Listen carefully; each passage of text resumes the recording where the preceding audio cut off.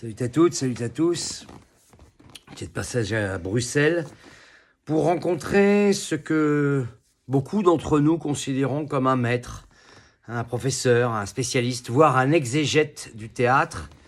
J'ai appris avec lui des choses que j'ignorais, au point que ça remet même en question l'idée même que je me faisais de mon métier, de ce que je croyais être mon art, et qui n'était qu'un exercice laborieux, voire besogneux, d'un petit talent que j'ai eu la prétention d'imaginer immense, alors que je ne suis qu'un vermisseau, que je ne suis qu'une crotte dans l'océan de savoir, de connaissances et...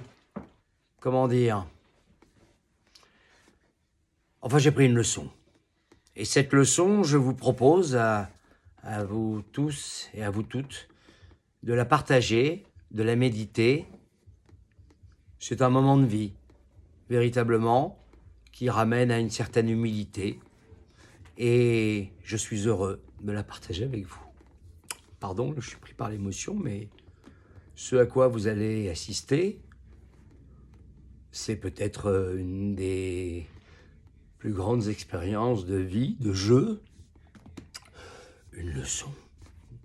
Rien d'autre ne me vient plus à l'esprit, je préfère céder ma place à mon gourou, à mon maître, à mon autre moi-même, à celui auquel j'aspire de m'approcher le plus possible. Mesdames et messieurs, Frédéric Etterlinck.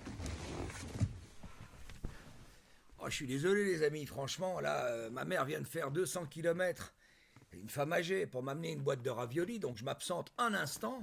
Et qu'est-ce que je trouve dans mon fauteuil quand je reviens? L'autre ahuri, là, l'autre abruti, là, qui se met à, je ne sais pas, à déblatérer sa vie. J'ai accepté gentiment, il y a 15 jours, 3 semaines, d'aller le voir jouer au théâtre à Paris. Bon, déjà, moi, le théâtre, en général, même à Bruxelles, ça m'emmerde. Mais alors, en plus, me taper Paris, je ne sais pour quelle raison, bref, j'y suis allé. Et ben voilà, ben je paye l'addition, hein, parce que je n'ai qu'un mot qui me vient à l'esprit, consternant. Hein. Je suis allé voir cette pièce, hein, j'ai analysé, j'ai regardé, bon, consternant, hein, jeu misérable. C'est pas qu'il jouait les misérables, hein, il jouait une pièce qui s'appelle à bout de main, à bout de pied, je sais pas, une histoire d'esthéticienne ou de pédicure dans un claque hollandais dans les alentours de Bornéo, enfin une histoire qui n'a mais aucun intérêt pour personne, chiant comme les pierres, plus con qu'une clôture, bref, vraiment sans intérêt. Le texte inexistant, hein, bon, alors quand je dis inexistant, d'une pauvreté effrayante, il a 4 phrases qu'il ne comprend pas lui-même à balancer, et qui balance péniblement, bon, une torture, hein, et alors je ne vous parle même pas de la lumière, même la lumière était à chier. Bref, du coup, bon, évidemment, et le mec a fait 40 pièces de théâtre, et il croit que c'est arrivé.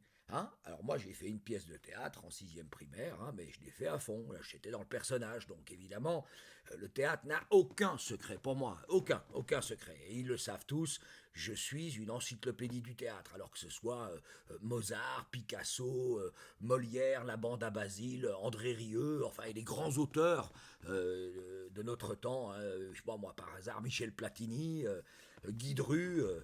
Moi, j'avais une question pour vous toute simple, qui n'a rien à voir avec les théâtreux. Enfin, le mec, c'est un duo à lui tout seul.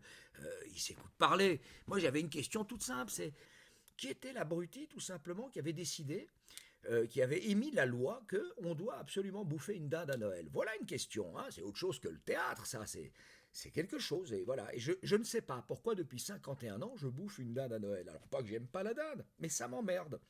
Alors voilà, si vous avez une réponse à ça, ça me ferait plaisir parce que... Et puis si ça vous tente de venir le 24, moi je suis tout seul, hein, j'ai pas d'amis, donc on pourra bouffer ce qu'on veut. Mais voilà, je me posais cette question, cette vraie question.